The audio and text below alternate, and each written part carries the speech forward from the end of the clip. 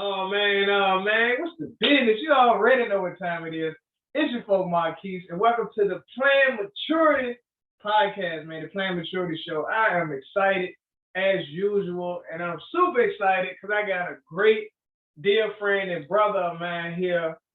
Man, it's been a long time coming. Hey, I'm excited. It's my partner, Mr. Justin Pinkston, Yes, my brother JP, man. Man, this is gonna be a great show. I can tell you, man. I've been rocking with this brother for 10 years, probably a little more, a little more than 10 years. And I mean, some of the best conversations truly that I've had in my life. And I'm just grateful, man. So we just gonna jump into it. I'll let him, introduce himself, the things that he's done. We'll just go in podcast order. Just tell the people about, the upbringing. We'll get to the finance, all the dope conversations we have had for so many years. And that's it, bro. Tell the people a little bit about yourself, man. Introduce yourself, who you are, where you're from. Yeah, so as my brother, man, first of all, I just want to, man, just thank you, for the invitation to be on the podcast. And this is just amazing, the whole setup. So just excited to be here. But Justin Pinkston, or JP for short, friends call me JP. My background is in financial services. I like to just say entrepreneurship, flat out entrepreneurship. I'm a believer, I believe in just that all things are possible.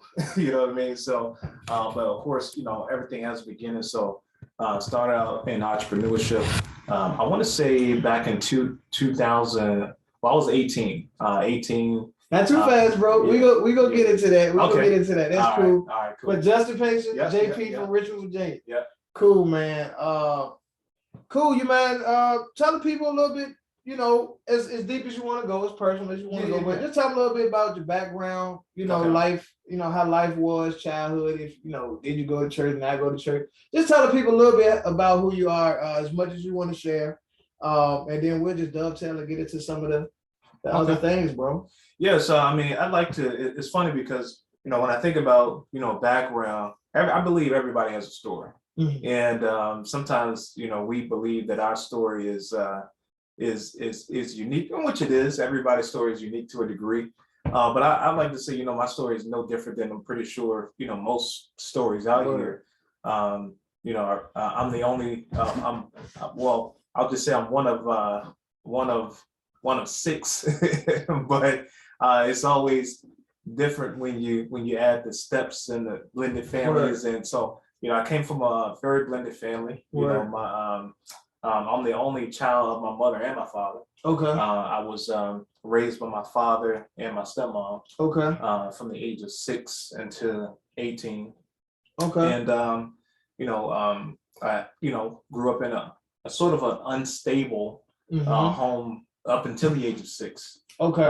Just living with my mom, and she had some challenges, some personal challenges. Okay. And that's where my dad came and got me. And but when I was living with my mom, I had an older brother and a younger sister. Okay. And so they went to live with their dads and so on and so forth. So if I could stop you, because I came from an interesting situation myself. It's like when you're born in it, man, this is as not normal as it is. It's normal. It's normal. You know what I'm saying? Like you just you don't know. My mom, we had different dads. My brother, my siblings had different dads. And it's like you knew that, but this my brother, this my sister. So it's my mama. So how do you think that did hindsight now, like, does that affect life in any way? Or was like, this is just what it has always been. We just gonna move forward with the way things are. I do believe it affects life to a degree. Okay. I believe, especially early on, when you don't really just depend on circumstances. Okay. I was blessed. I would say I was blessed to be able to go to a family. My father, he was married. Okay. And there was structure in place. Okay. And I was just thinking about this a couple of days ago. I'm like, man, I was so blessed and fortunate to be in that situation where there was structure involved in me growing up. Had I not been, the situation would have been different. Would you, as you speak on the structure, was your dad generally a more organized, stable person, or was it the structure of marriage? I think it was the structure. Even not to cut you off, but even no matter how, like, nobody has a perfect marriage, but marriages grow, as we just saw. Correct. But was it even seeing the institution of what we'll call original marriage? Because people of the same sex get married these days. Everybody know that. Right. I love y'all. I just don't agree with that, and I'll just leave it there. But would you say it was seeing the concept of that marriage together that brought the structure, or was dad handling business and stepmom handling business, so that made it more structural? Well, you just, as a child, I don't think you really actually understand, that there's structure in place. You're just doing what you're supposed to be doing as it's being instructed. You know what I mean? And so as you get older, you figure out, all right, you find out the things that I'm doing and the things that I'm, that I've been doing, it's only because there was structure in place. Oh, right? Man, did y'all hear that? That was good. Okay. And so, so my dad, he had a drinking problem. Early on, but he was a functioning drinker. He'd work all week. He never had a problem going to work. Really hard worker, worked every day. But on the weekends, he had a bit of a challenge with the bottle. Gotcha. And so, but my stepmom, she cooked every night. She went to work, cooked every night. We always had a dinner, got our baths, did our homework, that type of thing. That's blessed. And so that was the structure that we had in our house. And so all the way up until adulthood. So let me ask you, if you don't mind, like, so with did you ever call her mom? if that's too, whatever. No. Because no, that's funny. Funny you ask that that's question. A real thing, man. No, that's funny you ask that question, because I laugh because this was just a personal thought I had today. So my mom, my stepmom, I call her mom now. But that's good. Hold on, we're gonna go there, and I appreciate you doing that. But go ahead. Yeah, so my mom, she is my mom. I call her mom. But my stepmom, of course, when I moved with my father, right? Of course, that's not my mom, right? Yeah. And so he gave me the option to call her Joyce, which is her first name, or mom, right? He said, and so I was like, well, I'm gonna call it Joyce, right? And so, but the crazy thing was, he actually really didn't want to give me the liberty, the choice.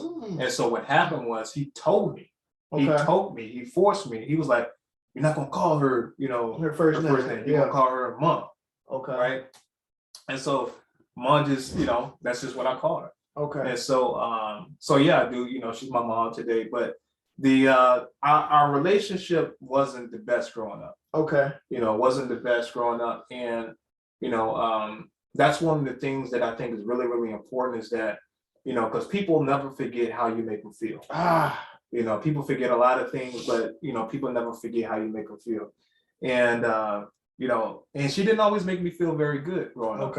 And, because, she wasn't my mom, but I also understood that she had a past too. And the older I got, I understood kind of why she did the things that she did, right? It wasn't anything personal against me. I hope y'all listening to this, man. This is good. It wasn't anything personal against me, but here I was really kind of caught in the middle of their situation.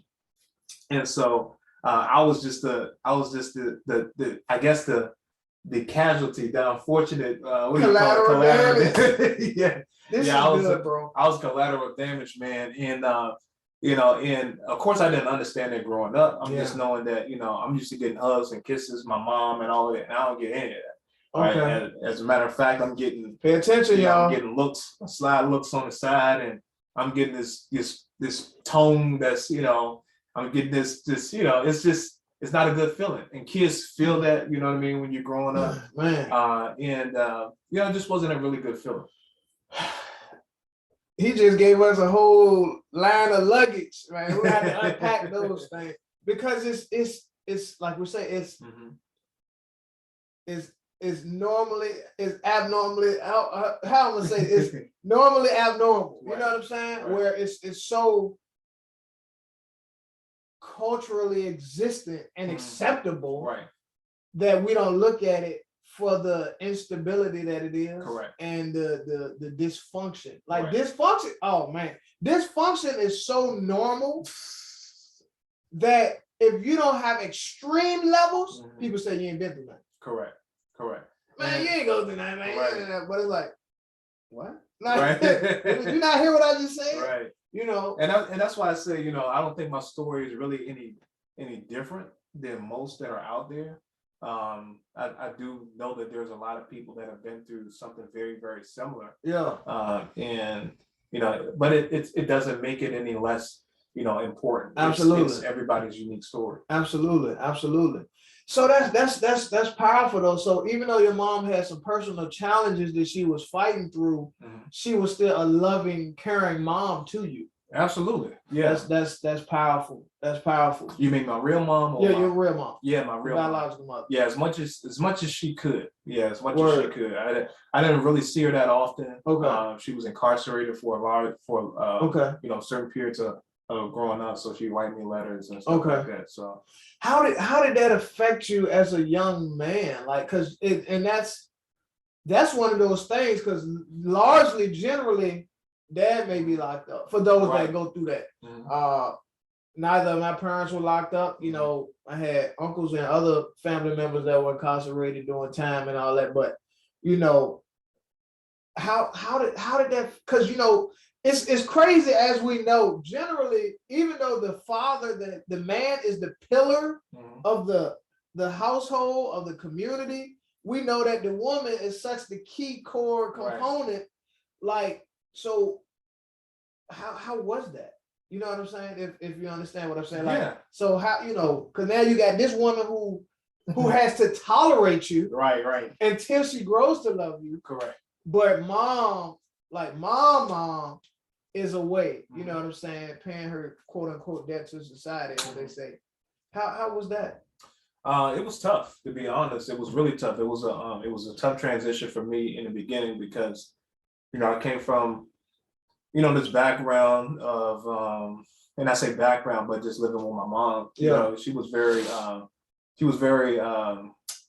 won't say very emotional, but she was very nurturing. You know, and of course I'm her kid, so you know, she was very nurturing, a lot of hugs and kisses, and you know, very affectionate. Word. And so, that's good. You know, moving from that environment to, even though there was instability in that environment as well, we had the love that kind of made you miss all of what was really going on. You know what I mean? Did y'all hear that one? The love. You know, the Bible just came to mind. Love covers a multitude of sins. And that was the interesting thing. Like, we were so unstable in the environment that we were in with her that we really didn't know what was going on. Wow. You know what I mean? But you know, getting back to the question,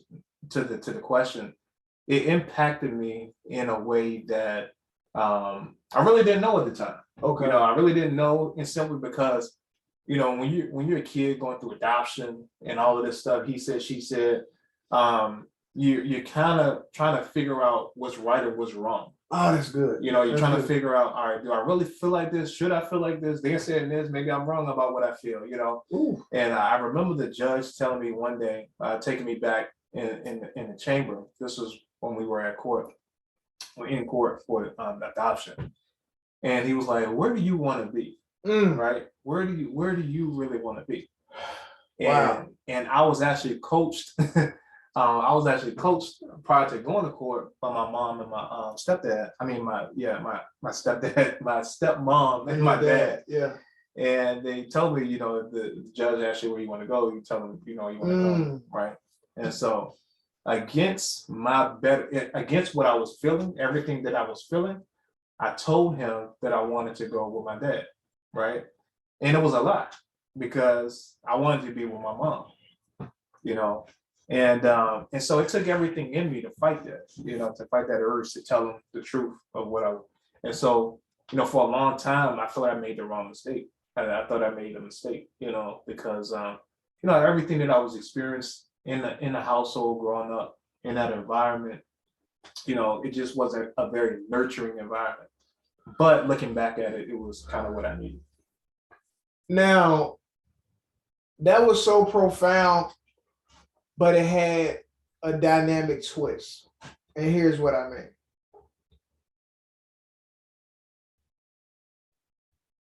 So many times we allow peers and the environment and the circumstance to direct us in a way internally we don't even want to go. Right.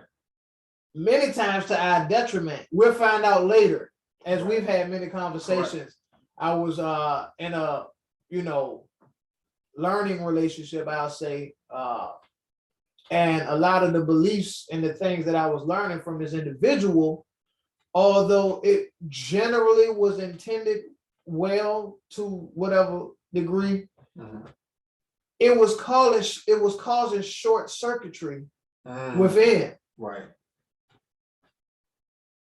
So I had to do a lot of reprogramming, and we're gonna talk about deconstruction of beliefs. But I think in that situation, it was interesting because although you wanted to go with biological mom, history will show you that it was more beneficial at that time for you to go with your dad and your stepmom, and that's very interesting. So that's one of those interesting points of life, because how many times as we're older we feel this, like, man, I should go this way, and people are like, oh man, don't do that, don't do that, and it's just interesting, man. But I appreciate you really sharing that, and I know it's a lot of people that can identify with that.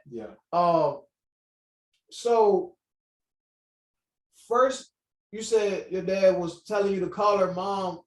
Was there a resentment in that at that time? Because I know in this, usually it be, you know what I'm saying? Because we want, and I don't believe you should do that.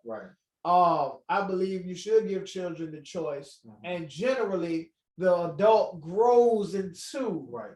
You ain't got to force it. You know what I'm saying? But one thing I will say, I do believe when the time comes, you can coach them. Like, don't force it, but coach it. Like,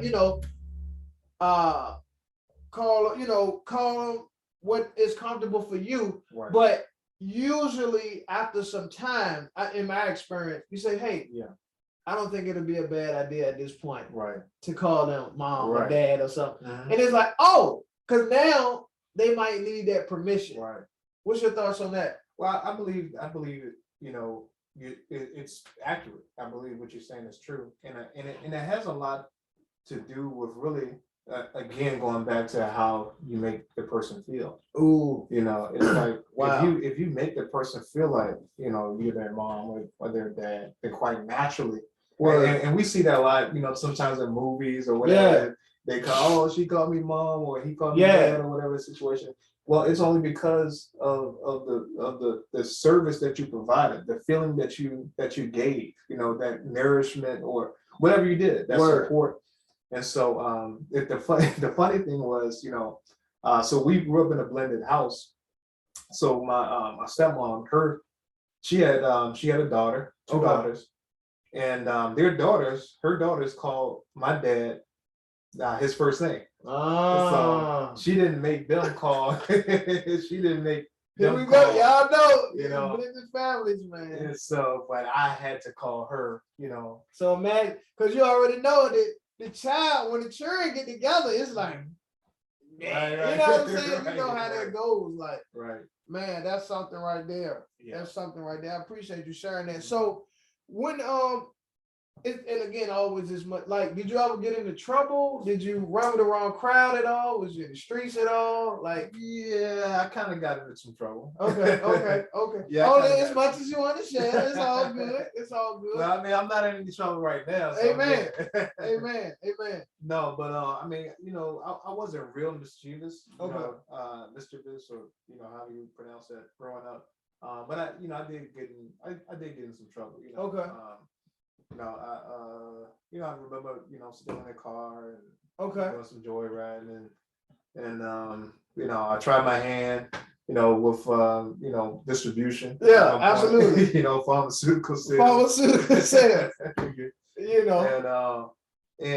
But the strange thing about that is that I actually couldn't go through with it simply because I understood the impact that it already had on my family. And so it was we're gonna talk about that. Yeah, it was, it was crazy because when I understood the generational curse, and I didn't understand it was a generational curse at the time. Wow. But when I understood the magnitude of what I was holding and what it could actually do, I said, man, this is not right. I can't do it. Okay, so even though y'all, and for those that listen, this isn't an overly religious, quote unquote, show. I'm a man of God, I'm a man of faith. He is also, so we're gonna go there also because that's who we are, that's our foundation. Do you believe that? How do I want to do this? Do you believe that God just creates some people slightly different for the plans and purposes that he has for them that may not make that person better than other people, but maybe they're chosen for, I'm trying to say this, you know what I'm saying? Because I don't want to, I'm not here to cause schisms or isms to say people better, but put it like this. Moses was one of the greatest people in the Bible, period. Right. Abraham was one of the greatest people in the Bible, period. Right. Gideon, David, so there were key people, and because I'll just say it like this, I believe personally that God does choose people. I mean, we've heard that many are called, few are chosen. Right. And I say that because coming from, you mind if I say the area? No. So I know bro from the South, in Richmond, we call it the South. So Southside Richmond, which is huge, there's so many different hoods, so many different areas, so many different everything. But generally having the knowledge of the South and people in the South, and in that urban demographic and area, the average dude probably would have been like, and I know of people that like, hey, I got to get a high live. Right.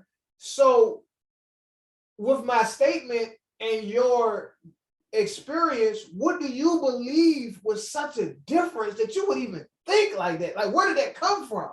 That you even gave, who cares what it did to your family? Right. Some people sell it to their mama, Right. to their aunt, to their homeboy family, because they want the dollar more. Like, it's such a painful experience in our communities with that people will say, that's your homeboy aunt, that's your people, cousin, grandma, baby mama. But if she coming for some flay, some crack, that's what we call crack and rich. If she coming for some drugs, not just some weed, okay, everybody blow a little tree, but some hard stuff that you know is bondage. What do you think was the difference internally for you than the next guy? It's funny because I the only thing that I could really say was the difference was the pain that I still felt. You understand what I'm saying? The trauma, the internal trauma that I was still feeling from not having my mother. Okay. Right? I knew, because things that happen in your life as a child, you believe, or whatever happens or whatever you experience in your life, first you believe the most, right? And so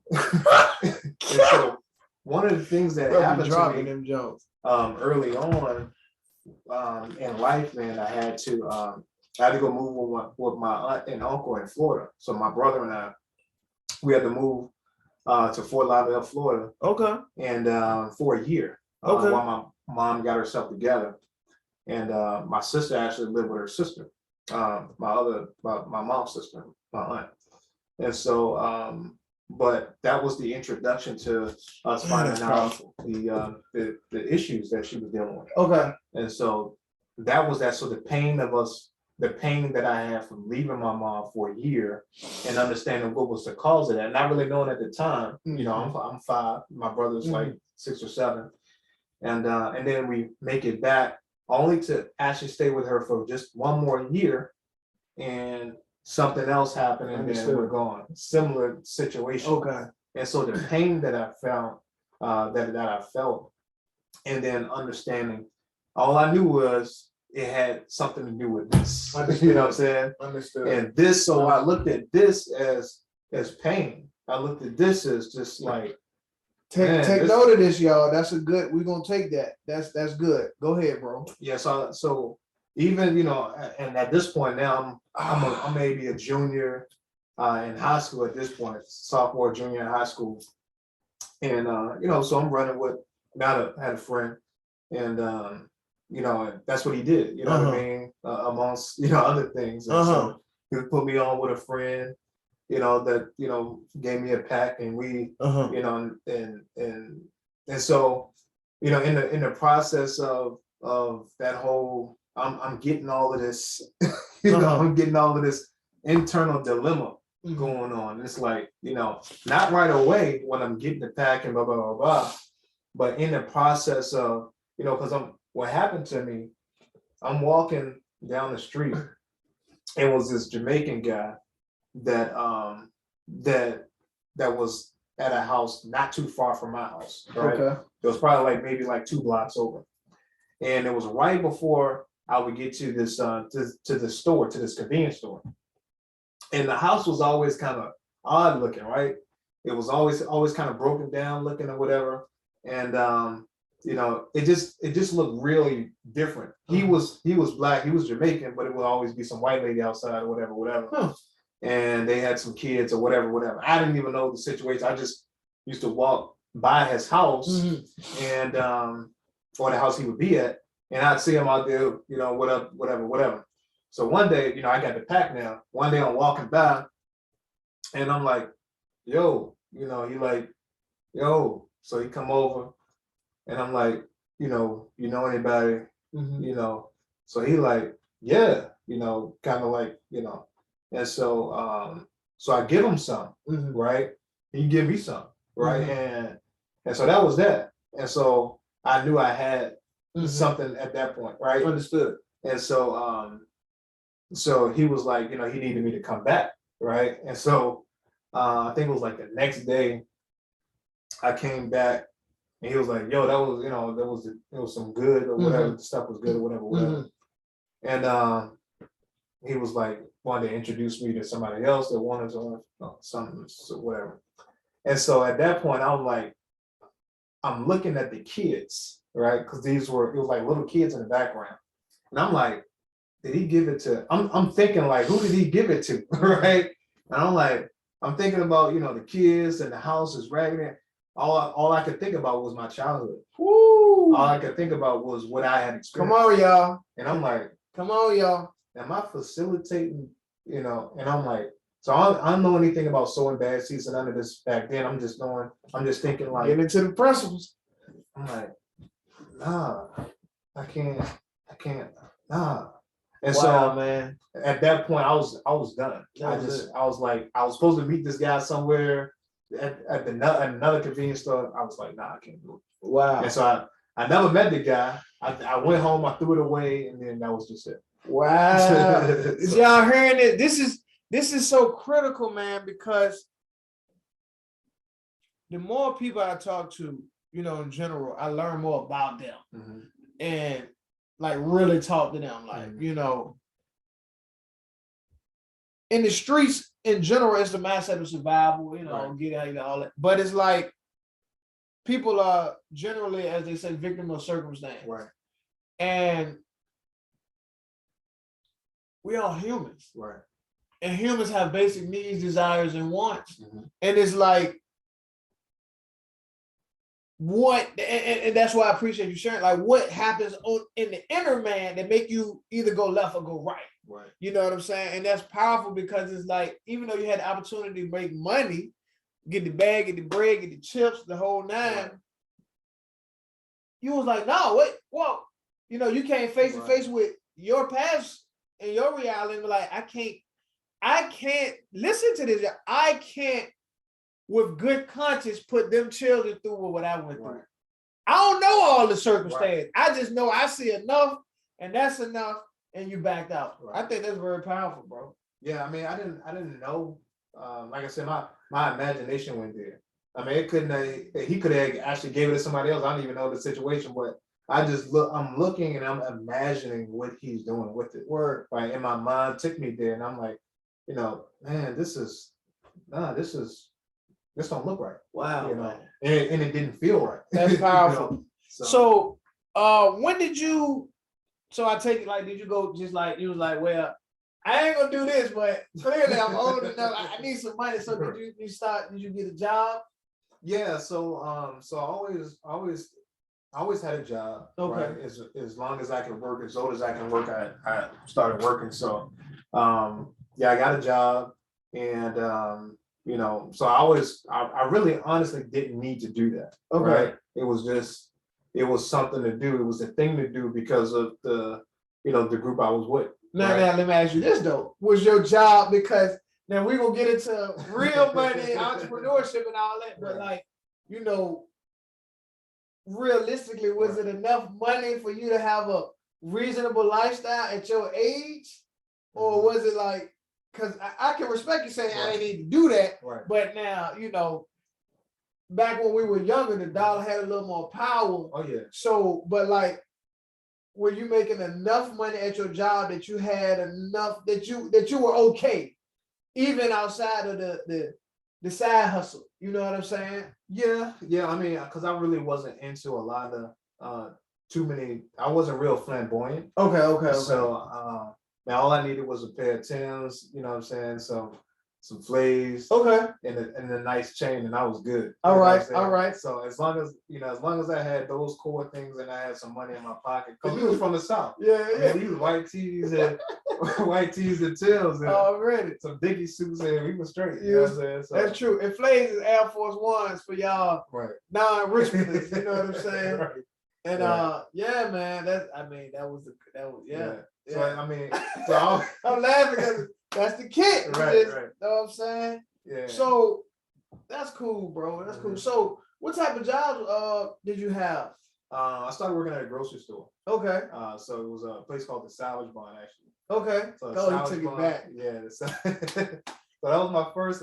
Actually, my first job, real job, was at Chick-fil-A. Okay. So Chick-fil-A been out that long? Yeah, man. 14 with a workers permit. Wow. Yeah, I started working at Chick-fil-A. Yep, So it has been. It was in Cloverleaf Mall. Okay. Most people don't remember the Cloverleaf had a Chick-fil-A. Cloverleaf had a Chick-fil-A? Yeah, man. Hey, bro, I don't. I just don't remember, like, Right. You know what I'm saying? Right. That was the store, man. That was you taking it back, bro. You taking it back. Yeah, Yes, so sir. I would ride my bike from my house to the mall. Down Midlow. Yeah, down Midlow, all the way to the mall. Park my bike in the back of the little in between the mall, the stores, and stuff like that, and go in, work my shift, man, and be out. That was my first real job. That actually closed maybe 3 months into me working there. Okay.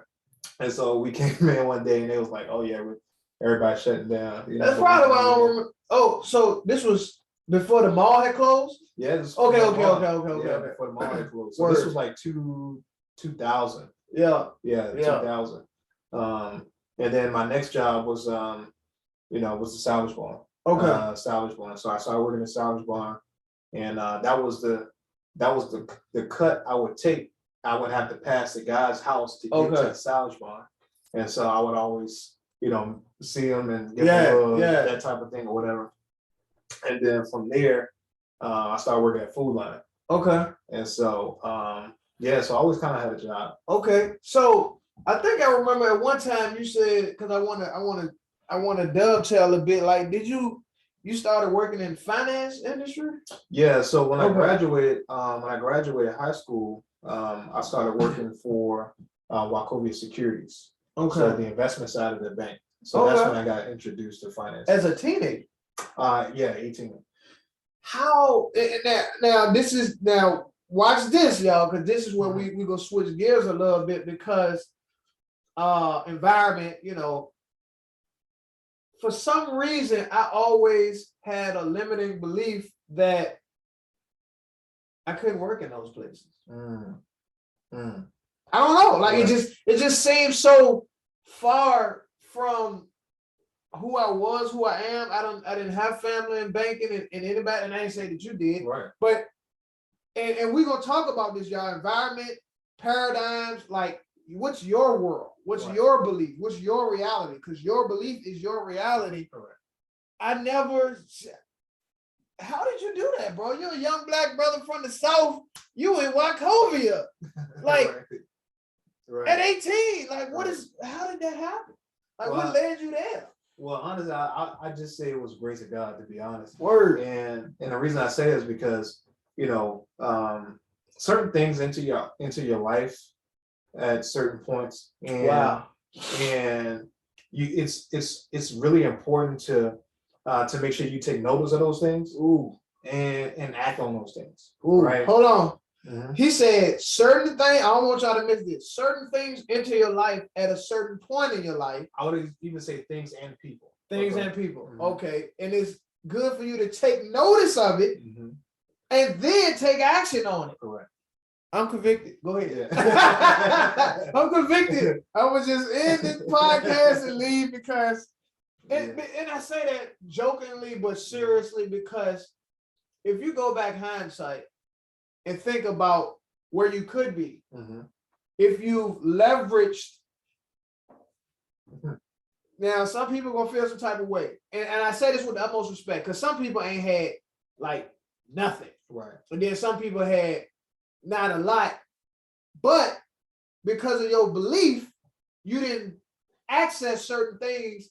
Because I would venture to say, and correct me if I'm wrong, even though your school system may have been sorry or whatever, there was generally at least one, maybe two teachers, counselors, coaches, somebody that cared enough about you that you can go back and say, because some people say, I ain't had nobody, I ain't had nothing, ain't nothing. But it's like, I know that circumstances and traumas can create walls and stuff, like people that may have been molested, abused, raped. You know, those can really skew your vision. Correct. But you can also, when you go through that, you do usually get a stronger level of discernment of people too.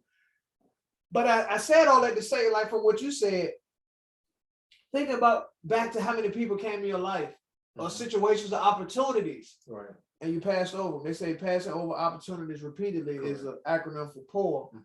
Like, what's your thoughts on that? Because I think about some stuff now, like total transparency. Because of a limiting belief and mindset that I've had that I'm working through, and y'all hear me using my words very carefully, I've procrastinated on an options trading course that I purchased in January. Now watch this. And this is just transparency. This playing maturity, y'all. It's all good. I've sat and watched the person who made the course and his students earn hundreds of thousands and even millions of dollars since I bought the course. But I haven't taken the time because of a current limiting belief. We're going to talk about that. That's gotten me here. Now, what if, as he said, I took notice, it came into my life, I took notice of it and then took immediate action, where would I be now? What's your thoughts on that? Because I know you were going somewhere, you may have lost your train of thought, but okay, if you haven't, like, what's your thoughts on that? Well, my first thought is everything ain't for everybody, right? So we all have we all have a path, right? Wow. And so, although you may be right, you know, if you would have took action on that, you know, you may not be here right now. Wow. Right? Thank you. Thank you. So the thing about it, I really believe that, you know, your purpose or your passion is or your purpose is really what's most important. Right? I hope y'all getting this. A lot of times people get lost and their purpose is lost because of profits or because of money, right? That's good. And that's, you know, that's a sad place to be, right? It's I mean, because once you understand that money isn't everything, you know, we used to have a phrase that, you know, we used to say that money isn't everything, but it ranks right up there with oxygen. So we used to have this saying that we used to say, you know, money isn't everything, but it ranks right up there with oxygen. Yeah. you just breathe a whole lot better if you have it, right? And I think Zig Ziglar or somebody said that. But once you know, it was funny because I actually just had an interesting conversation with a gentleman who actually, I won't say similar background, but we kind of grew up in the same somewhat the same environment. Okay. He got a little bit more trouble with the law than I did. Okay. Right? I never got in trouble with the law, but he got in trouble with the law. Okay. But anyway, you know, completely turned his life around. The guy whose group that we know jointly, right? But he completely turned his life around and made over $1 million, and he's still doing very well for himself. So I was sitting down with him, may have been about 2 or 3 days ago. Okay. And he was just talking about how, you know, even though he's done well so much financially, that you know, a lot of times, you know, people think, you know, once I have all this money, you know, everything is good. To a degree it is, but he was just sharing with me that you know, money isn't really what and I believe is people's perspective also. Okay. Of really what their ultimate goal is once they have the money. Or, you know, Jim Rohn has this thing that he said, be careful who you become in pursuit of what you want, right? Because sometimes, you know, you can change in pursuit of something that you think you want, Man, right? And lose the essence really of who you are or who you're, you know, who you want to be. Wow, man. I hope y'all get this, man. This is, and you got to realize these are conversations me and this brother been having for 11 years. Oh man, yeah. You know what I'm saying? But longer than that, probably, yeah. Praise God. So, yeah, I think we met at 09. So, speaking on that, let's dovetail into that. Let's. So you got into Wachovia Securities. Yeah. So the way I got in there, right? So I remember my senior year in high school. There was a meeting in the library for the top, you know, 10% of males in their respective classes. So seniors, juniors, I think it may have been some sophomores and freshmen in there. Okay. Right? And so my vice principal, he was a Kappa. Okay. And so he brought all his fraternity brothers in. Okay. And they all were in different professions, and he just had them sit at different tables, and so we were able to sit down with each one, and they gave us their background, their you know, what they were doing professionally, and so on and so forth. And then we went to lunch, and that was it, right? Here's the thing, that was so powerful. You said something like, you know, me coming from where I am, you know, I never could see myself in banking or anything like that, right? Or working in that type of environment. Well, here I was, right? This, you know, 17, 18-year-old kid, cornrows, fronts, the whole nine, right? And I'm sitting across from a black man, right? Another black man who's going somewhere, who's in finance, right? Who's a manager, right? On the trading desk, on the bond market. Wow. Right. And so I didn't even know what any of that stuff meant. All I know was for this moment in time, he represented the idea of success. Wow. And something that was professional to me. That's good. And he was black, right? He looked, and he said one thing. Nobody else said it but him. He said, if you ever need something when you graduate, right, look me up. That's all, right? And so I said, I'm gonna look him up, right? And so I was thinking about that, right? He said that in the meeting. And so when we went to lunch, I said, man, it just stayed with me. I said, man, I'm gonna get his card. I'm gonna see if he got a card, right? And so I went to him and I said, hey, you got a business card? So he gave me his card, right? And so I got his card, and so that summer, I didn't get into school. Okay. I applied to I think 2 schools, and I actually got accepted to school for the spring season to Virginia Union. University, VUU. And so, but I missed HBCU. I missed the fall enrollment. So I went to work for the summer with my aunt. God rest her soul, she's not here. Okay. No longer here, but she called me up and was like, "Hey, Justin, what you doing for the summer?" And so I went to work for her, and it was just a summer job. So when the summer job was ending, we worked in ice cream, right? And so once the ice cream was done, it was like, yeah. And so I was like, "Oh man, what am I gonna do?" Because she put me in the office. She was like, "Yeah, we're gonna be ending here shortly." So not to cut you off, this was her own business? No, this was she was working for an ice cream distribution company. Okay. But she was the office manager. So she brought me in, and watch this. In that environment, right? I got to learn how. So let me back up a bit. So number one, I was exposed to the gentleman who presented success. Exposure. So exposure, number one, exposure is key, right? I got that. Exposure is key. So if you can get exposed to something, you can then see yourself, right? Ooh. And good. So that was one. So that seed was planted. I was like, okay, boom.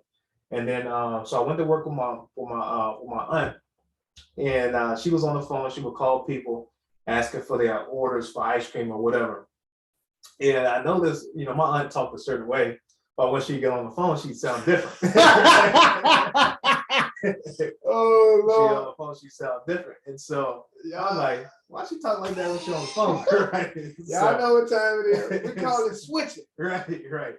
And so, but I noticed she was, and so she'd have me in the freezer, and then I come out, and then she'd have me put me on the phone. She was like, "Well, Justin, why don't you try doing this?" Right. And so I got on the phone, and I started, man, I was. So she was like, "No, you got to switch it up. You got to do this." So this is where I learned tonality, right? So I started learning tonality, how to talk on the phone. Way back then. So that was my first exposure to really just having that kind of etiquette or whatever. Okay. And but when that job was ending, I remember the card that the gentleman had gave me. And this was one lesson that my dad had always told me. This is how I got the job at Food Line. He was like, "You have my pen." He said, because I remember putting the application in Food Line, and he asked me one day, he said, "They call you back yet?" I was like, "No, they ain't called me yet." So he was like, "Well, you call them." Right? He was like, "You call them." He said, "When you want something, you gotta call, you gotta keep calling and keep calling and keep calling." And so that's how I actually got hired at Food Line. And so when and Les Brown, you remember Les Brown? Of course I do. Yeah, so Les Brown, right? Remember the story of him, becoming a disc jockey, right? Or working at the radio station. Actually. I vaguely refresh my memory. So basically, he went to the radio station. He was like, Mr. Whatever. He was like, "No, we ain't hiring. We ain't got no jobs with me." So he said he came back the next day, and the guy was like, "Didn't I just tell you yesterday we ain't hiring?" He said, "Don't you come back here again." So he came back again the next day. He said, "Well, I told you yesterday. You said, you're not hiring yesterday. I thought you was here." And he said, "Man, come on in." So he basically watered the guy down, being persistent. That's in the scriptures. Persistency, right? So long story short, I called the guy from the car that he gave me, and of course he wasn't available, right? But every single time, this is probably went on for maybe 2 to 3 weeks or close to a month maybe. And every time I would call, he was gone, he was out of the office, whatever. But I call back. Wow. Hope y'all getting this. Until I finally got him on the phone, or I just wore him out. They got tired of me calling. He put me in touch with the HR department that hired temps. Wow. And so I had to go in and go through all these tests and stuff like that or whatever. Wow. And that's how I ended up in it. That's amazing, man. I hope y'all got all the lessons and nuggets that was in there, because that was a lot. Tenacity, going to get it, not accepting no, wear them down. Remember, it's a scripture in the Bible. The judge and the lady. And the judge like, "Lady, I ain't scared of you. Right. But because you just worried me, just take it." Right. That's amazing. Right. Thank you, Lord, for that. Man, that was good, bro. So did that change your perspective on life? Because it's like, you come on, bro. Like, how many of your peers and people you came up with was around, like, worked in a bank. Right. Like, how did that affect your vision of life then? Like, well, that was the thing. I really honestly didn't understand where I was at the time. ooh. Because where I wasn't even in the bank. Okay. I was on the investment side of the bank. Okay. And so, where we come from, we don't learn about that. Not at We all. don't learn about bonds and securities, and the only security we know about is security that's chasing you down the street. You know what I'm saying? So securities being the investment side of the bank, when my first day when I'm walking in, I'm walking in somewhere that looks like the New York Stock Exchange, right? The first time Really? I'm looking at, desks that have multiple monitors on it. I'm talking about Back in the day. This is 2003, Wow. You got multiple, monitors, 3 and 4 monitors on the desk, and so that was foreign to me. Yes. And so I really didn't understand in the beginning where I was. I was just, really honestly, I was culture shocked because, granted, I'm from South Side Richmond, my high school, we may have had 5, people outside of our, main ethnicity in the school. And so here was the complete opposite. Everybody was, I was the yeah. And so I had to adjust, right?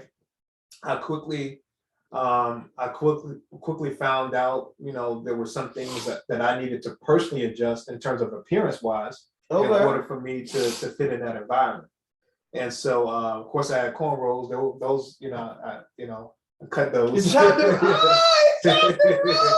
Yeah, I cut those. Not right away though. I was gonna say, how much of a struggle was that? It wasn't a struggle because I wanted to grow.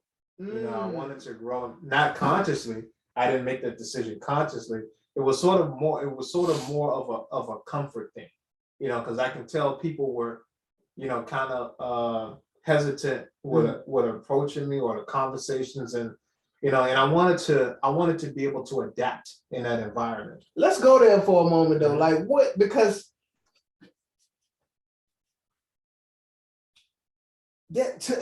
man, how can we do this? That's one of those things. It's like,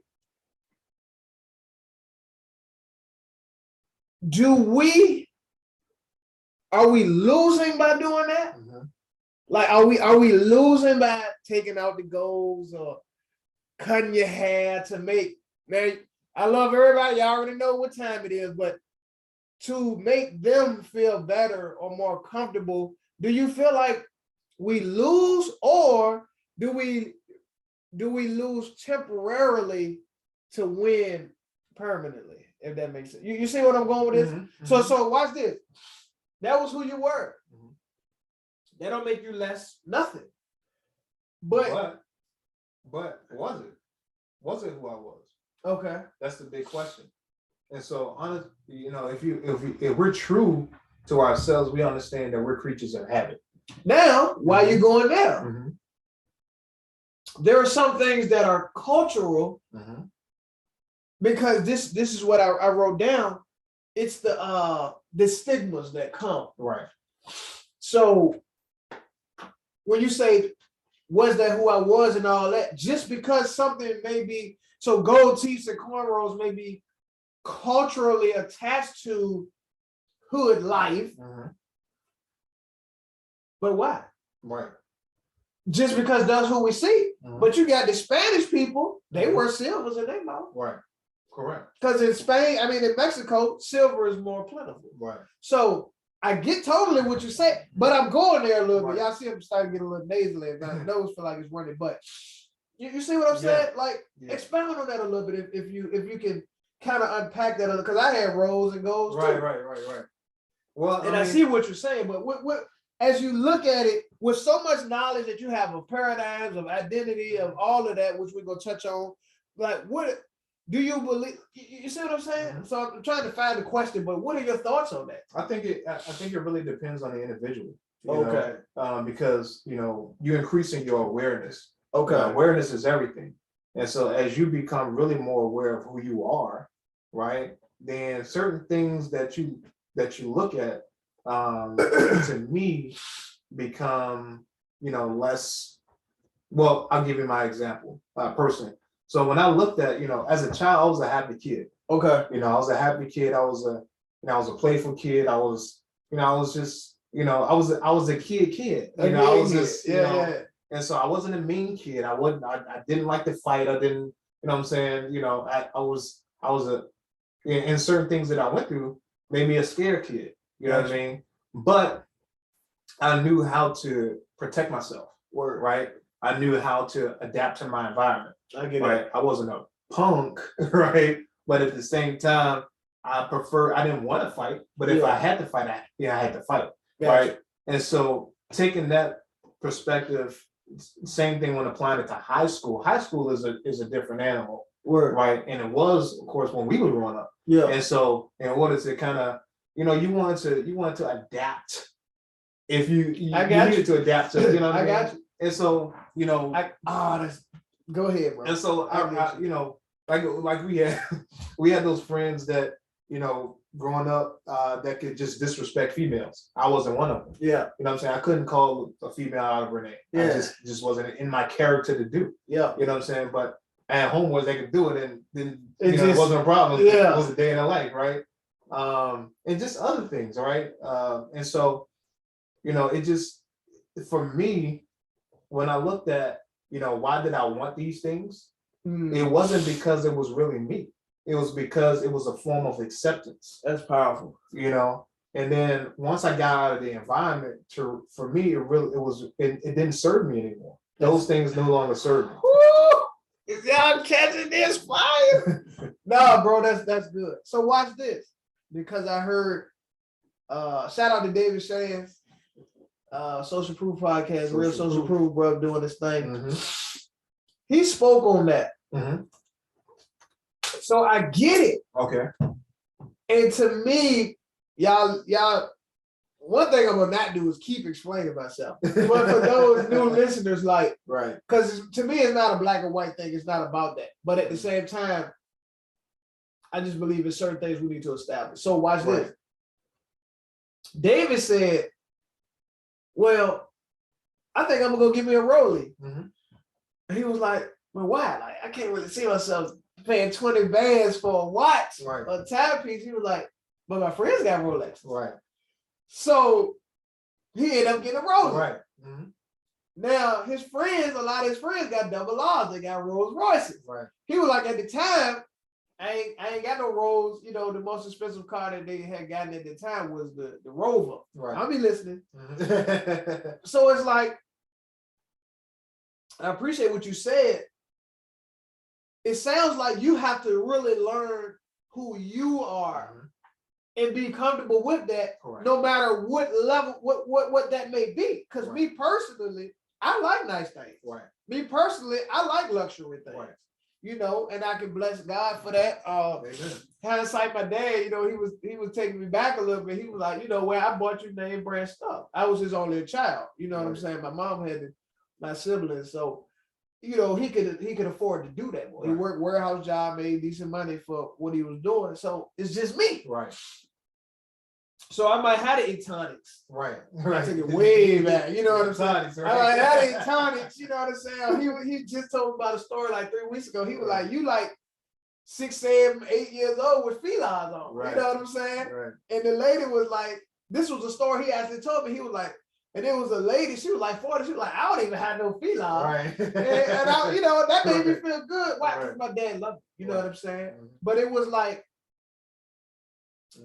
very interesting. So when you look back, no matter how far back, that was my portion at the time. Correct. You know what I'm saying? Now I know the struggle. Don't think that it ain't no struggle. I live between 2 households, so that's dysfunction in and of itself. Right. I lived with my dad for a time, and my mom on the weekends, dad in the week, mom on the weekends, then mom during the summer.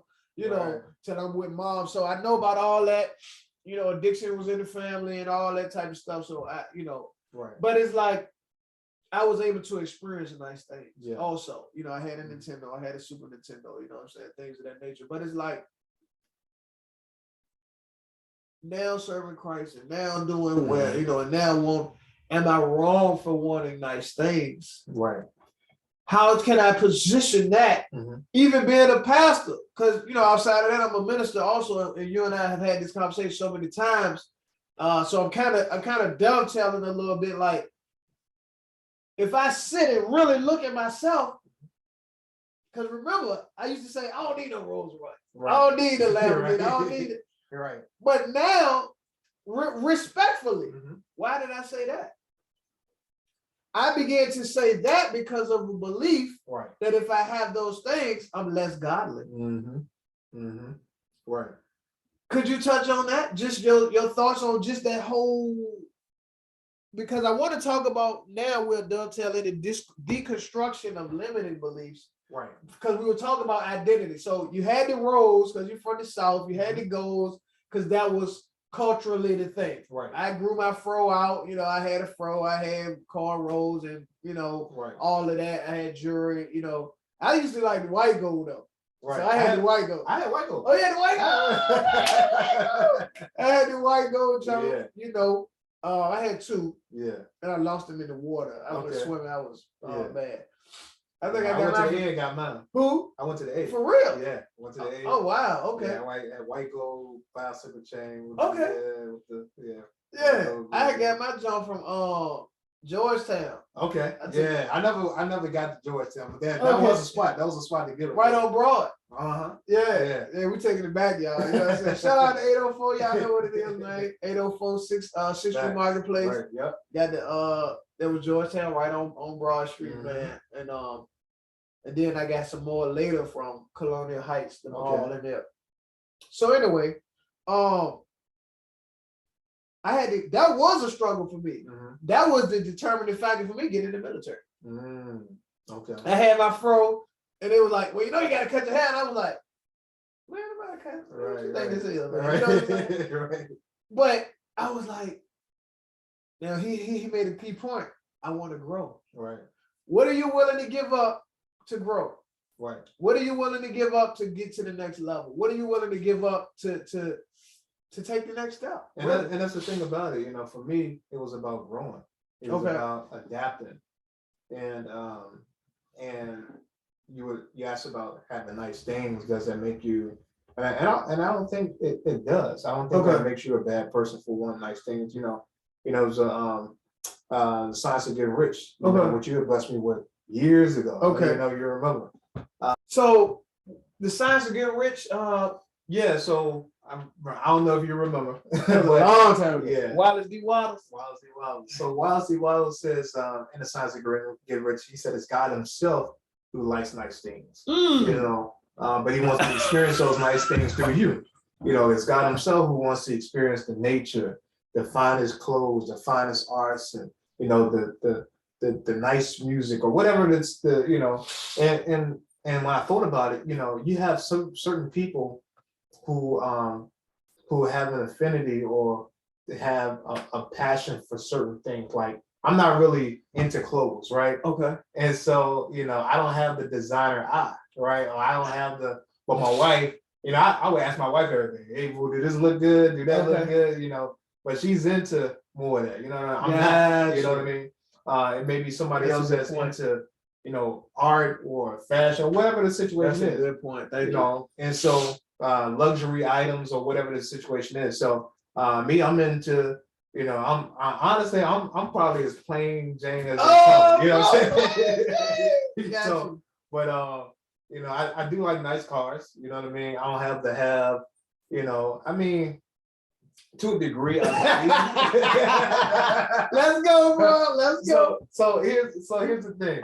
You know, I believe, it's my belief that you should always be increasing, right?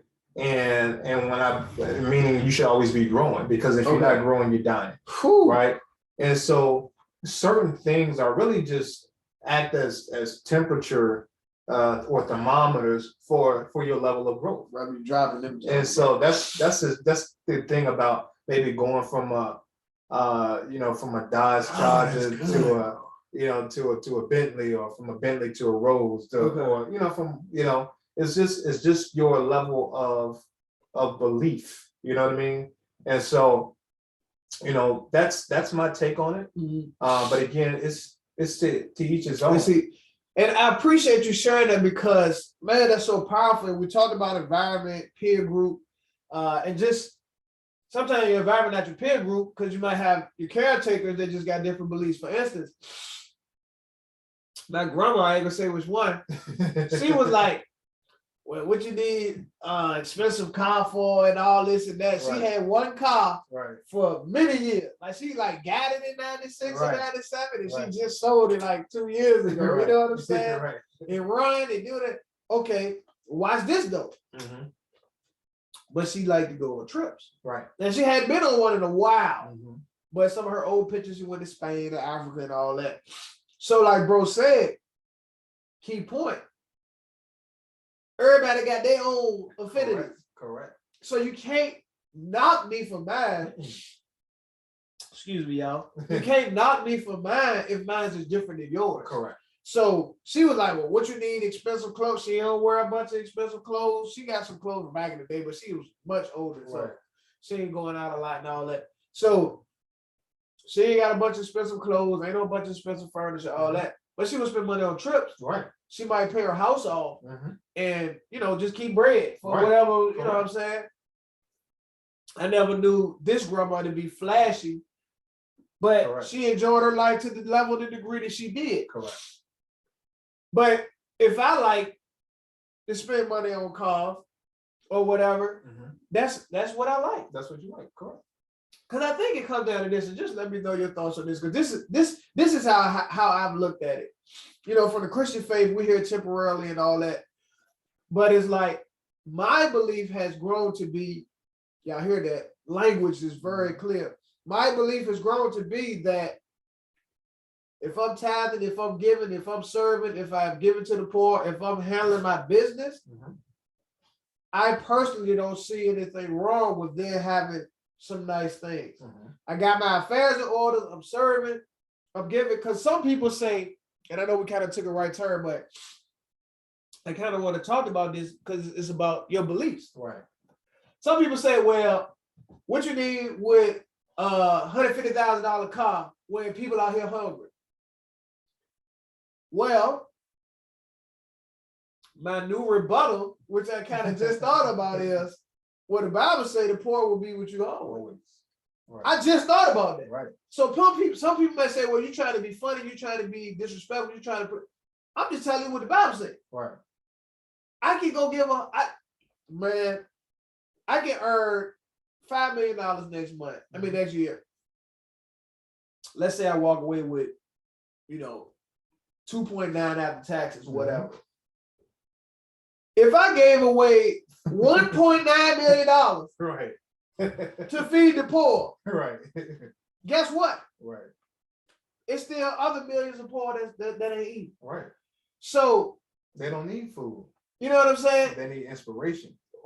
You know what I'm saying? Hold on. So did y'all catch that? So what I'm saying is, I don't believe it's proper to demonize someone else. Because you might say, well, why you need that $150,000 car? Well, what about the 150,000 families that are already fed? Correct. They don't talk about that. They just focus on, well, he got a $150,000 car.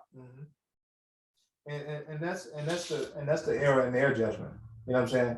That's the error in their belief system. And so some people, and that's the reason why I don't really get what you think about me is none of my business. You know what I'm saying? I'm still working on it. Believe me. That's a good one that I hear a lot of rich, wealthy people say. What you believe about me, think about me, that ain't my business. Ain't none of my business. That's powerful. And once we can really understand that, and it's hard. It can be hard at times because obviously we want the majority of people to have pleasant thoughts about us, but I can't control what you think about me, right? To a degree. You know what I mean? And I really can't be concerned.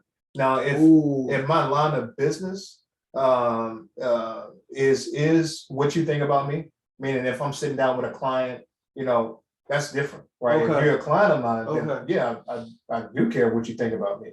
And so that's a whole nother demographic, because as an insurance advisor now, I do I do care what my clients think about me. Okay. You know what I mean? Okay. But yeah, I mean, but as far as every day, the average person, nah, That's good, bro.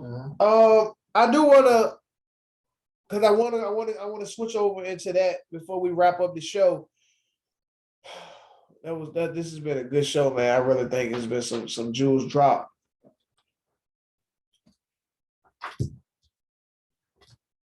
Tell me about, and I appreciate that because I've said that for years, like as a minister, I believe in God, grow the ministry as he sees fit.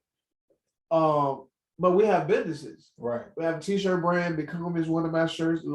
Become shirt. Okay. Oh yeah, this bro. Yeah, okay. Become, check this out. Yeah. Become wiser, stronger, smarter, wealthier, healthier, and better. Wow. Okay. Praise God. Hey, So nice. it's a constant reminder, as bro said. I wanted to show y'all this. This is a 10 grand, trying to get the light. It's a stack of 10,000. It's real paper. It just ain't spendable currency yet. Right. But I keep this. I got this offline because could you explain what this is, bro? What I'm using this for? Yeah. So when you think about the law of attraction, right? Law of attraction. We know the law of attraction. We all have heard of the law of attraction, but it's also another law called the law of vibration. Okay. The law of vibration basically says that everything moves, nothing rests, right?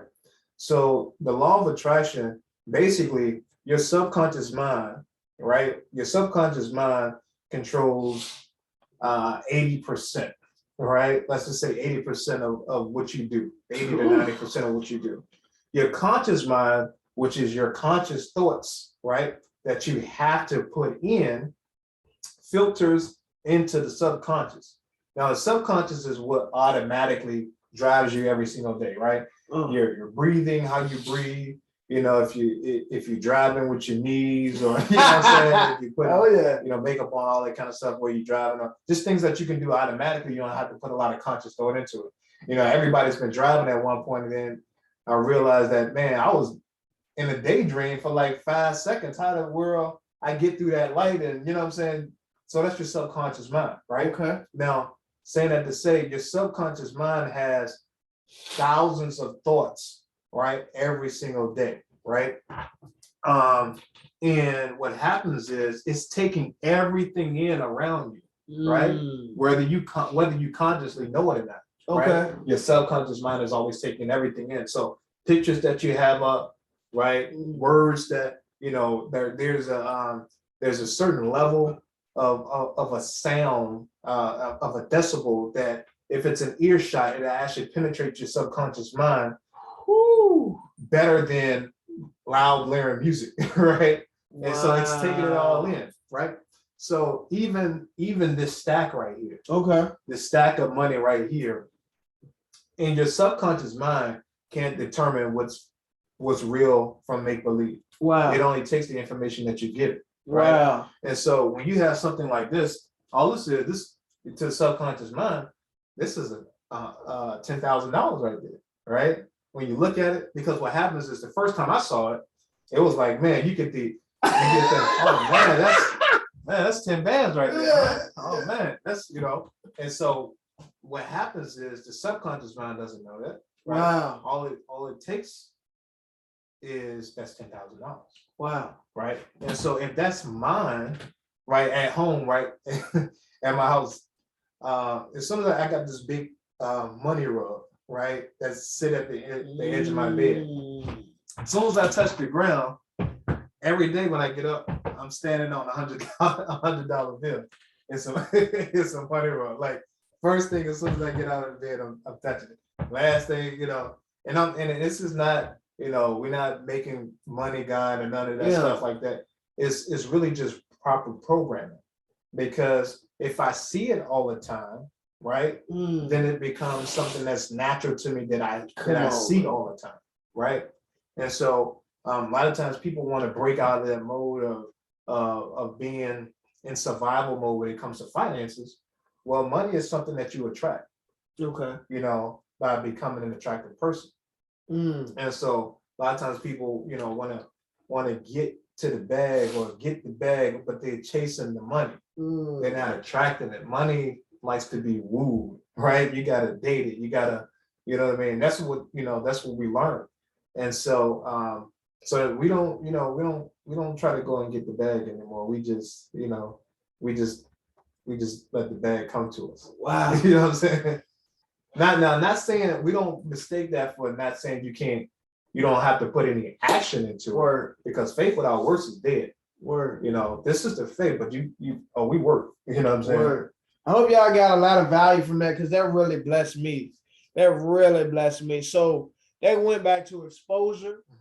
You talked about environment. So in the $1 million, multi-million-dollar creation station, what's some things that you see that you believe are using that principle? Everything, honestly. Okay. You know, I see, you know, the pictures that you have, of course, you know, the images. Okay. You know, the words, the images, and emotions. You know, when you look at the words, you know, and then the images, and then the emotions that they create when you feel them. I mean, when you see them or you hear them. You know, and that's the biggest thing. You know, really just paying attention to how you feel when you're in an environment. You know, is the biggest thing. If you don't feel right, That's good. then that's the wrong environment. You know, pay attention to how you feel when certain people are around you. You know, when people say certain words, you know, you almost really gotta be that really, you know, you gotta have a thermostat to know that you're in the right place or the wrong place. You're in the right conversation, you're in the wrong conversation. You know, and because the more people become aware of that, they start to limit access, you know, to certain individuals or certain things. That's powerful. So while we talk about finance, we'll close on finance. I think this was a great show. I would love to have you back too. Appreciate it. When I mentioned you were doing network marketing, how did network marketing affect you as a person? Man, network marketing was amazing to me. You know, it was I was thinking about this probably last week. I said, man, if it wasn't for network marketing, I probably wouldn't have been able to, you know, meet some of the people that I met and have the experiences that I had, and to really be the person I am today. Simply because, you know, I started network marketing when I was 18. Oh, for real? Yeah. PPL? No. Amway. So I watch this. What are your thoughts on people downing companies like that? Like, well, you know, that's a scam and all this and that. I think they just unlearn, you know, I think they unlearn, but I also think for some people who, let's say, may have been in the industry and didn't really have the success, or they may have had, you know, not so good experience. Okay. They have a valid, somewhat of a valid reason for feeling the way they feel. However, you know, it's one of those things you can't throw the baby out with the bathwater, you know. Watch this though. On the flip side, what you think about? And I laugh. It's not funny, but I don't know why I laugh. I guess it got to be some level of funny. But sometimes they say you laugh to keep from crying. What you think about that same person or people, that mindset, that will work the same job only to get $1 raise after 5 or 10 years? Well, I mean, you can't blame those people to me, because the thing about jobs, a job can be a blessing. Okay. You know, jobs for me have been a blessing at certain points in my life. You know, okay. And so it kind of goes back to that individual, what they want out of life, right? Ooh. Because, you know, I realized very early on that I couldn't work a job long term. Okay. I just knew, because when I looked at, we talked about Wachovia and me working there on the trading desk. When I had an aha moment when I looked to my right one day and I saw a person. It was an older gentleman, and he had told me how long he had been with the company. I automatically started having hot conversations. What, Joseph? You did what now? How long he was there? Man, he started giving me these stories of how he, when they were on week first back in North Carolina, and then they started. It had to be over 20 years, something like that. In the same place. With the same company. I think yeah. Ooh. So I was like, man, no, I'm 18, 19, maybe 20, and I'm still, I got the losers of grandeur. I'm thinking, I'm still, gonna play football and all of this stuff. I'm like, nah, that ain't my plan, man. Wow. I'm like, I don't care how much money y'all trying to pay me to stay here. I'm out of here, And What's your thought? Because I was at a guy, talking to a guy that worked at his warehouse recently, and he was saying, he started working at the company next door, then he came over here temporarily. He looked up 25 years later. Boom. What you think happens that, and this is the double question. You said it depends on what they want out of life. Right. But when you ask them what they want to be happy. They want to go on trips. They want to drive a better vehicle. They want better schooling for their children, maybe homeschool, whatever. How can a person want those things, but then settle for what they got? What's your thoughts on that? Because it all goes back to your exposure. It goes back to what you were exposed to. If this was your ceiling and you've only been exposed to that, Come on, then you think, okay, well, this is the best place for me to get those things, right? I mean, it's a person can, I heard one time it was like, a person can climb the ladder of success, right? But they better make sure is the ladder, when they get to the top of the ladder, is on the right building. You know what I'm saying? So it's like a lot of times people look at the building and they're like, you got doctors that realize that once they, go through all of the schooling, and they're gonna only to realize, man, I don't even really want to do this. Wow. Right? I really just wanted the money that comes with being a doctor. I didn't want the headache, I didn't want the stress, I didn't want none of this stuff. I don't want the please catch this, y'all. And so, people really have to identify really what it is that they want. And then I mean, because we're in the information age right now, and actually information age is past, but we still have access to information at levels that so much so that it's actually a distraction right now. Yes. So it is so much information, but people can really find out anything that they want to know now. Right? Do I really want to be a doctor? What's involved with it? Blah blah blah. And so, to your point, to answer your question, it's all about exposure. And so, somebody that worked in the factory maybe 20 years, they didn't really expose themselves to, or watch this. There's 4 things that control your belief system, right? All right. Your environment. Okay. Credible people that speak into your life, right? Repetitious information, and your experiences. Right? Can you repeat that for the people? Yep. So number 1 is your environment. Environment. Yep. Number 1 is your environment. So like looking at this environment that you have right now, this is feeding your belief system. Okay. Right. Number 2, I'm gonna just go in this order now. Number 2 is repetitious information. Repetitious information. So information that you keep hearing over and over and over again. Okay. That actually controls your belief system. That controls what you believe.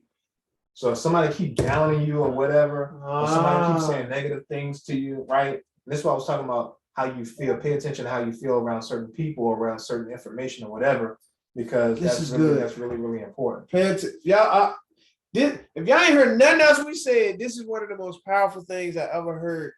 And it's so interesting because what he's doing right now is what he's teaching. Because although I've heard it, it has to be repetitive. Right. You know what I'm saying? And what I believe is reality hits and waves. And then I was just teaching about something where that new information has to go through the layers of belief that you've built up for many, many years. Correct. So you said your environment.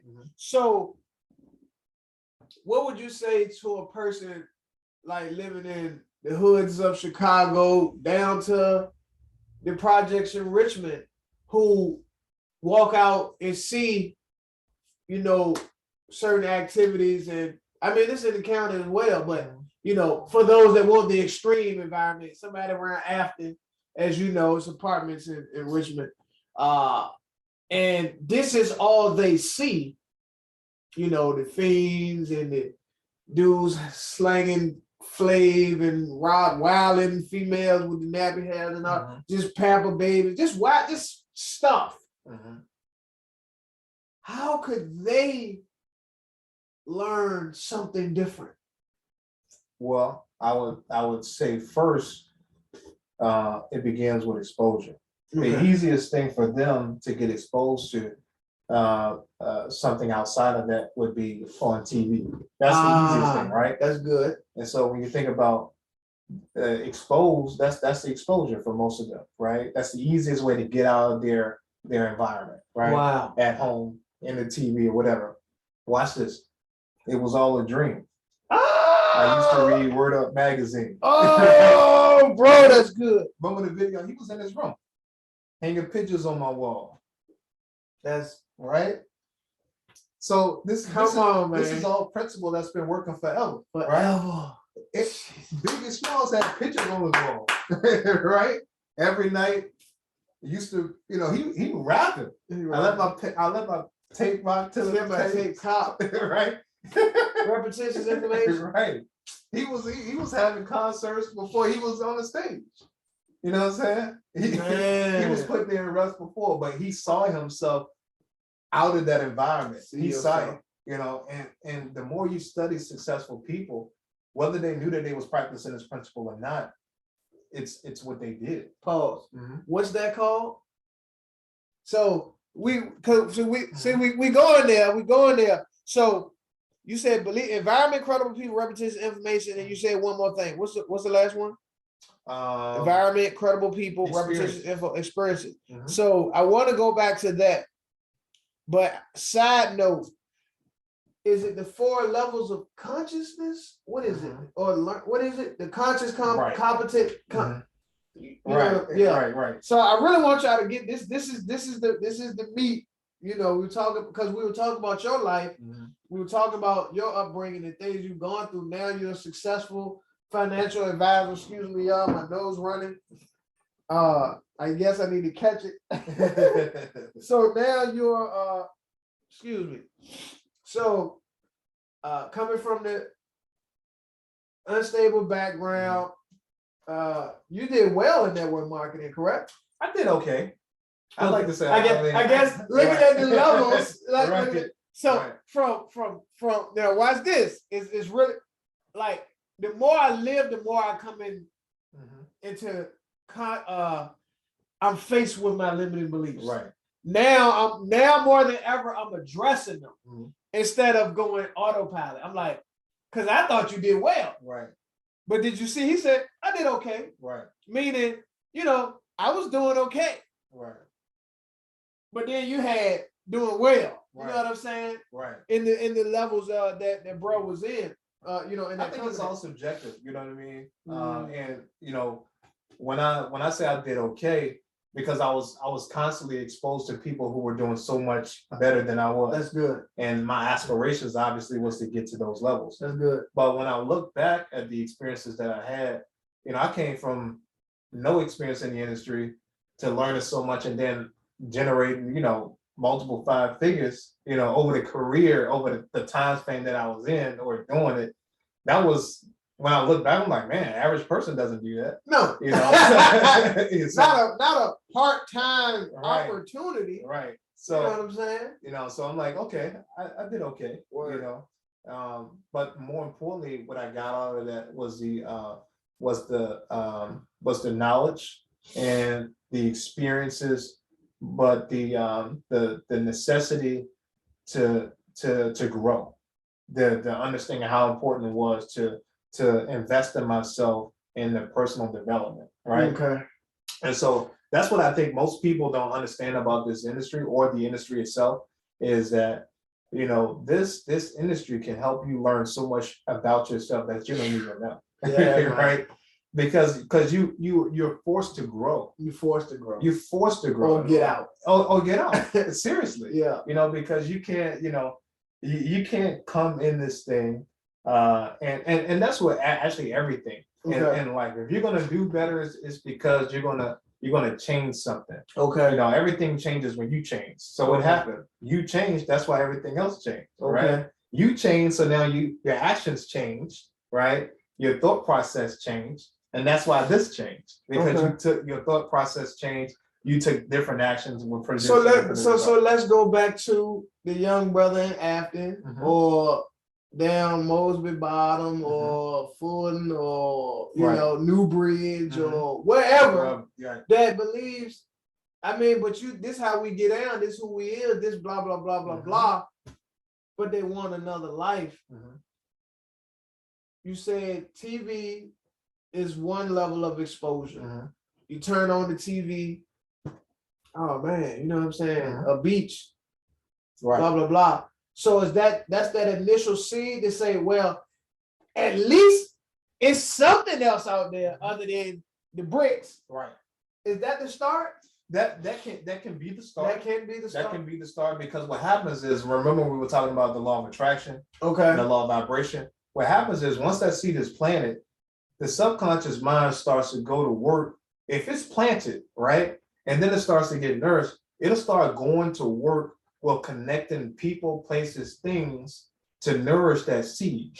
And so now you may have a conversation with somebody out of the blue, or hey, you know, so for Jay-Z, it was his teacher that took him to her house, right? Okay. And he just saw the icebox, right? The refrigerator. Okay. And she had a automatic ice machine. Okay. You know what I mean? He's like, I want one of them. Okay. You know what I mean? And that was all he needed. Really? Like, man, oh man, I can get ice that come out of, you know, I mean, something so small. Something so small, but so powerful. So powerful. You know, and so it can be different things for everybody, man, depending on, you know, your level. Hold on, bro. Let's go back to that though. That just hit me. That just hit me. So watch this. They go to environment, they go to exposure, they go to something so small to one person, now small to us. Automatic ice dispenser or refrigerator. Right. And he like, what? I want that. Right. So now he has to become another person, become attractive in the marketplace, the dope game, whatever, first, to have the finances to go get that. Correct. So if I go experience, let's say I put up the money, I do what I need to do, get good credit, whatever points, and go on my first private jet ride. I ain't got to go through TSA. I ain't got to go through all that, but I get the experience, and I'm like, oh, it's like the alignment in my body. I'm like, I want this. So that was the initial change for me to now. So check this out. Me and the wife recently went to Dallas, Texas. Right. And we, went on an airplane. It's her first time, you know what I'm saying? I'm an airplane vet, right? You know what I'm saying? Been on the plane for many hours, Right. And we stayed in a nice, subjectively nice hotel. Depending on who you ask. Right. We stayed in a nice hotel, decent jet. And we just had a good time. We had a great time. Got a rental car. We was riding all through Dallas. Right. I was turning the highway up, and I was like, I like this. Right. I want this. Right.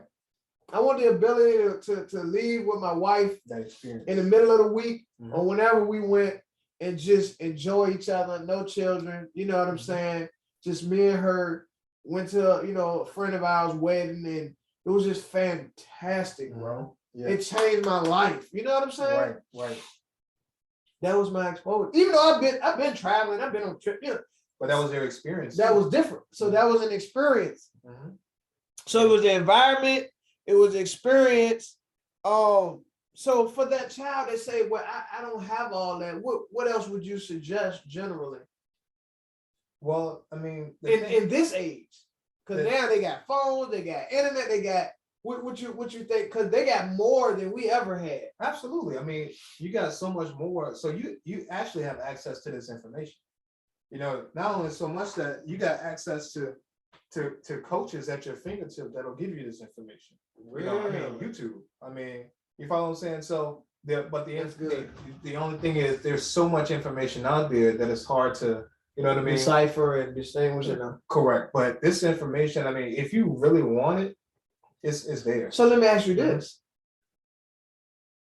Do you believe, or what are your thoughts on then the credible people? Could you speak to the credible people? Because even though a person could be, even though we use the term incredible, could a person be credible because of their position in our lives? Correct. But not beneficial to where it is that we want to go? Well, that's what it is. So credible people that speak into our lives are, we've been trained to take words of authority, words that we respect from people of authority. Okay. Right. And so people that we respect, words of authority from people that we respect. Ooh. So pay attention to this one. That could be like a successful uncle, successful aunt, mom, dad, sister, brother, auntie, uncle, whoever, teacher, right? We've been trained to accept these words coming from this authority figure. And we have to understand that, you know, like Jim said this, he said, Jim said a lot of stuff. So Jim said, he said, you know, measure truth with a truth scale and measure sincerity with a sincerity scale. He said, you know, just because mom is sincere, mom can be sincerely wrong. You know what I'm saying? He said, so sometimes, you know, people, they may want to give you advice or whatever the situation is, and they can be sincere, but they can be sincerely wrong. And so you got to be, you got to be careful to compartmentalize your feelings about those people, right? And sometimes you just, you know, I call it a season of separation. You gotta have from some people, especially when you know the position that they hold in your life, right? I had an uncle, man, and you know, by all definitions, he would be successful. Okay. And you know, he so he just held a lot of weight in my life in that compartment, right? And so I really wouldn't talk to him, you know, when I was on my mission, right, of entrepreneurship to a degree. Okay. If I would reached out for something or whatever, he'd be like, nah, I ain't supporting that, but I was supporting this though, you know what I mean? And so he you know, not to say he's been a tremendous success as well as an inspiration to me. Okay. And he was one of the reasons why I got certified as a personal trainer. Okay. Right. And so I started that business. We'll talk about that next time. Yeah. So that's done a lot of stuff. But yeah, so I would have had to, you know, make sure I compartmentalize his feelings or his thoughts towards the industry that I was in. So he was successful, but evidently not in network marketing. Correct. And probably, then check this out, y'all. This like life can be so dynamic and complex. And you know, I'm 36 now, bless y'all. So just what I've learned, because there's so many complexities. That's why they say 50 Shades of Gray, because it ain't black and white. Right. Now you can make your decision to left, right, yes, no, but it's so many shades of gray. So even though your uncle was successful, he was successful in network marketing, and like I would have to say like 95% of the population looks at network marketing and frowns. So they probably, so just him being like everybody else was like, oh, that's a this, that's a that, this or that, that. So he was successful, but he ain't with that. Right. Correct. And that's a very interesting thing. Right. Cool, bro. Cool. So as we wrap up, man, I really appreciate your time. We talked about environment, credible people. So you can have family members. So because you respect them and they have a very significant part in your life, they can still be sincerely wrong. Correct. So mama love you, grandma love you, right? You know, whatever. But if all mama and grandma know is survival, they can't teach you thrival. No. And I made that word up. But no, you're right. They can't teach you how to thrive. And it's important to identify that early, because, you know, what happens is when people don't understand, you know, these, you know, what controls their belief system, and they just hanging on to the credible people because of their results, right? You know, that can be very, you know, and I say this all the time. One of the most dangerous things that you can do is know how to survive. Wow. Please elaborate on that. Because if you're only exposed to survival, then guess what? That's all you ever know how to do is survive. And so surviving doesn't come with, you know, with thriving. It doesn't come with an abundance. You know what I'm saying? It comes with barely, you know, meeting the expectations. It comes with barely it comes with surviving. Wow. You know? And so, you know, surviving is something that it's like an emergency exit if I have, you know, but I hope y'all catching this. Because we're living, breathing organisms, our responsibility is to continue to grow, to evolve, to thrive, you know, not survive. We, you know, it's Woo! Hey, man, bro, but for real, like, that's so deep, man. Oh my God. So I keep trying to wrap this up, but I promise y'all, we've done it. It's been 12 years. We met in 2009. We've been doing this for 12 years. So a person would have to be exposed to people that's winning and at a level of thriving to even have the conscious interrupt necessary to say, well, wait, I ain't got to just live check to check. Right. We don't have to have food stamps, whatever. We can. So you telling me I can legally earn 10 grand a week? Because that's what happened to me in network marketing. Okay. Right? You know, at 18, right? The young lady so I got exposed to network marketing twice. Okay. First time was a lady at a bank, right? And I knew her through somebody else. And the first thing she said when I was working for my ice cream place. She gave me the deposit to go deposit the drop at the bank. So she said, so I knew this lady that was there, this girl, she was like a few years older than me or whatever. I think I used to date her cousin or something back in the day or whatever. But she said, I said, hey, how you doing? I was like, yeah, I think. So I was like, oh yeah, I know you. So she was like, I said, what you up to? So she was like, I'm about to retire in about 3 years or something like that. I'm like, retire? Nice opening pitch. Right. Like, what is that? You know, about to retire. So she's like, well, here, you know, here's my information, you know, if you're interested, whatever. So I called her, blah, blah, blah. Now, here's the thing, watch this. So she set up a meeting, right, to come over my house and show me the information, right? So she comes over to show me the information. And she was like, yeah, if your family want to sit in, you know, blah, blah, blah. So guess what? My stepmom was there. She didn't want to sit in, right? My dad was there. He didn't want to sit in, or he may not been there. And the sister that was there, she didn't want to sit in. So I'm like, So none of my support system. Check this out, y'all. Check it out. This is important. Wanted to even look at it. They ain't even want to look at it. Wanted to even look at it. What do you think that did to my belief? Ooh. Right. So I'm like, the people that support that I grew up with or whatever, people that I'm, you know, they don't even want to say. I'm like, oh, well, I guess, you know. Did y'all hear that? I really hope y'all got that, because that was one of the most critical things that has been said. The people that was closest to you, quote unquote, the foundation of your life as a young man, you know what I'm saying? His peer group, they didn't even want to see. They didn't even want to see it. The potentially life-changing information that this woman took her time to come and show you. Right. They didn't even want to see it. Nope. And it was actually a white gentleman too. Okay. So she invited the gentleman over, and wow. And it was and looking back at it, it was poor programming, right? It was an inferiority complex for us, or for them. Okay. You know, and so that's why they didn't want to, you know, sit in or whatever the situation was. And so I stopped accepting the calls, whatever. I'm just like, I'm done with it. It comes back this time, working on the trading desk, right?